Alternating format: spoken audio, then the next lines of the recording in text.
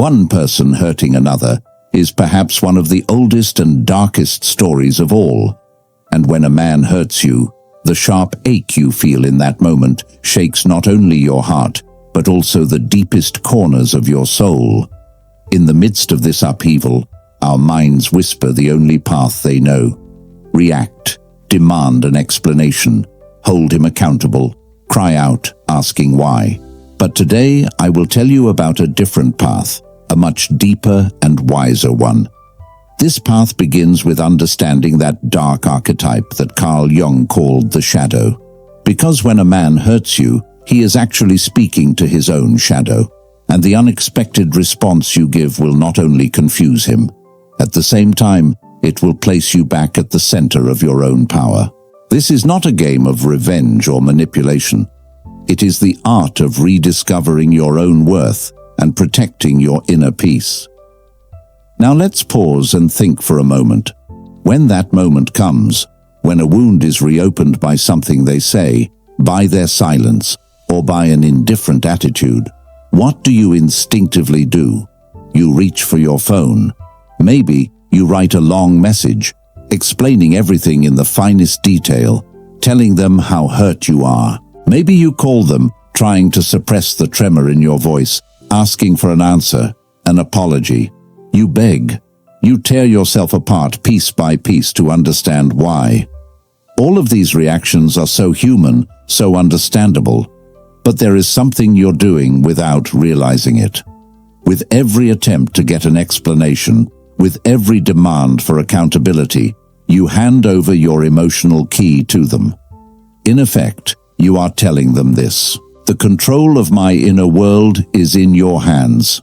One move from you could destroy me. One word from you could rebuild me. From that moment on, in his eyes, you are no longer that mysterious and powerful woman he admired. You become someone with a button on them, and whenever he wants, he can press that button and drag you into whatever emotion he desires. There is a fundamental rule in psychology. In a relationship, the one who controls their emotions also controls the relationship. This is the most common mistake people make, thinking that reacting loudly will earn you respect. In reality, it only displays a vulnerability that has been poorly managed. Remember, feeling pain does not make you weak. Showing your emotions is not a flaw. What makes you weak is allowing those emotions to control all of your actions. Imagine that after an argument, they stop contacting you for the entire day. Hours pass, and you can't put your phone down. Every minute of silence turns into a scream of rejection in your mind. In the end, unable to take it anymore, you write that long paragraph. You're pouring your heart out, expressing your resentment. Maybe you're even pleading a little. What do you think is happening in their mind? They understand this. I don't need to make an effort. They'll come to me even if I don't take a single step. And that understanding slowly kills respect. Now imagine the same scenario with a different reaction. They ignore you, and despite the pain inside you, you choose silence. You don't react immediately. You don't wear yourself out trying to explain. You don't chase after them. You keep living your life. Maybe you're having coffee with a friend. Maybe you're starting that thing you've been putting off for a long time. Maybe you're just going for a walk. That contrast is what turns their world upside down.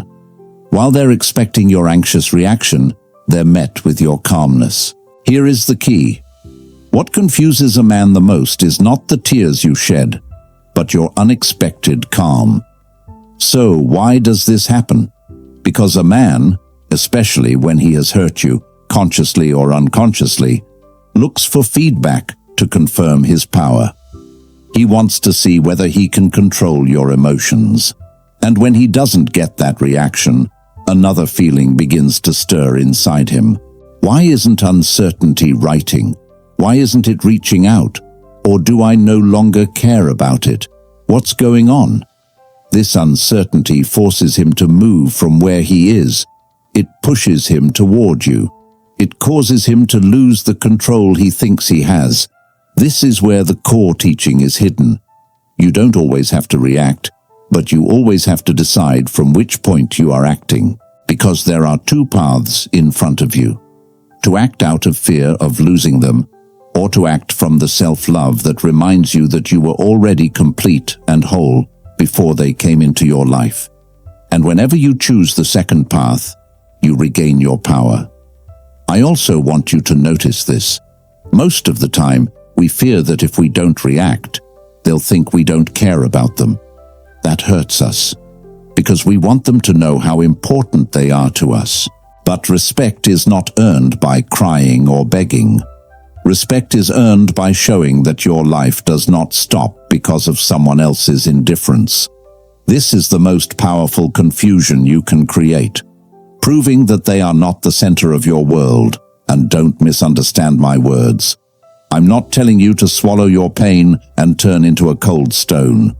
What I'm teaching you is to manage the timing and form of your reaction. Because when you choose not to react with anger and a heated heart, when you breathe, wait, and give yourself space, your mind becomes clearer. And then, if you decide to respond, that response becomes much more strategic, much calmer, much more solid, and its psychological impact is far greater. Now I'm going to talk about those behaviors that will truly surprise them when they try to hurt you. Remember, confusion arises not from shouting or demanding answers, but from acting in the exact opposite way of what they expect. The first attitude that surprises them is strategic silence. When they are expecting your reaction, your call, or your message, and instead encounter nothing at all, they don't know what to think. This lack of response forces them to confront themselves and question what is happening. And most interestingly, instead of seeing you as weak, they begin to perceive you as someone with self-control who does not act on impulses. Silence is not indifference, it is strength. The second attitude that surprises them is that you continue with your life as if nothing had happened. While they think you are paralyzed because of what they did, they see you as someone who is active, working, meeting with friends, and taking care of yourself. This normality surprises him more than any argument ever could, because you break the scenario in his mind where everything would stop for me. Nothing can confuse a man's mind more than the fact that your life does not revolve around him. The third attitude is to project calmness outward, even if storms are raging inside. I want to be clear here. It is not denying these feelings, but choosing when and how to show them. When he sees you calm, serene, or even smiling, despite having tried to hurt you, his mind does not know how to process it. Because while expecting tears or reproach, he is met with composure. The fourth attitude is not getting involved in his provocation game. Most of the time when a man wants to test you, he makes hurtful comments or acts cold just to see how you'll react. If you fall into the trap and respond with drama, you validate his power. But if you choose not to participate in the game instead, his strategy falls apart. There is nothing more surprising than offering peace to someone who is expecting a war. 5. The attitude is to demonstrate emotional independence. When he realizes that you are not dependent on his approval to feel good, that you continue making your own decisions, maintaining your routine, and do not need his constant communication to stay calm, a sense of confusion and admiration arises within him. 6. The attitude is to set boundaries calmly, not to shout, "I could never tolerate this." It is about saying this calmly and firmly, and backing it up with your actions.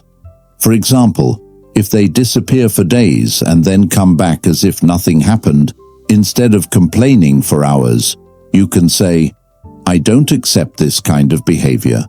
If you want to be in my life, it has to be with respect," and then maintain that position. Such short, clear, and confident sentences shake her more than any scene ever could.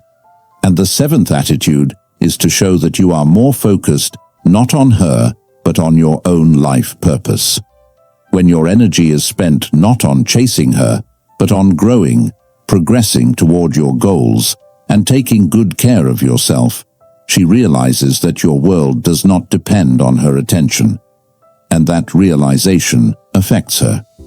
These attitudes are not games or manipulation. These are ways to reclaim your power, preserve your dignity, and send a clear message. You do not control my emotions, and when you act from that place, yes, you surprise him, but at the same time, you teach him. You teach him that the rules are different with you, that if he wants to remain in your life, he must do so with respect. And here is the most important secret. Confusion is not a goal in itself. It is a tool to remind both him and you that your worth does not depend on how he treats you. Now let's come to one of the strongest, yet also the hardest to apply strategies. Using silence and distance as a weapon of strength. When a man hurts you, your natural impulse is to move toward him, demand an explanation, and talk. But in psychology, we know that when you respond too quickly, the only thing you accomplish is confirming that they are in control. Whereas when you choose silence and distance, you gracefully return the blow. Strategic silence is a message in itself. It is saying this without words. What you did hurt me, but you will not see my desperation. This kind of silence creates immense discomfort in him, because while that reproachful, tearful attitude expects pursuit, it is met with calmness, and within that calmness, he begins to question himself. He plays the same role at a distance. When, after being hurt, you choose not to be immediately available, when you do not respond to his messages with the same speed, when you do not accept a meeting the moment he suggests it, the message you convey is this: my life doesn't revolve around your decisions. That shakes him deeply. I know this may sound difficult, because deep down, what you want is to build a connection. But I want you to remember this. Sometimes the best way to get closer is to step back first, because in that space of silence and distance, he is forced to confront his own behavior.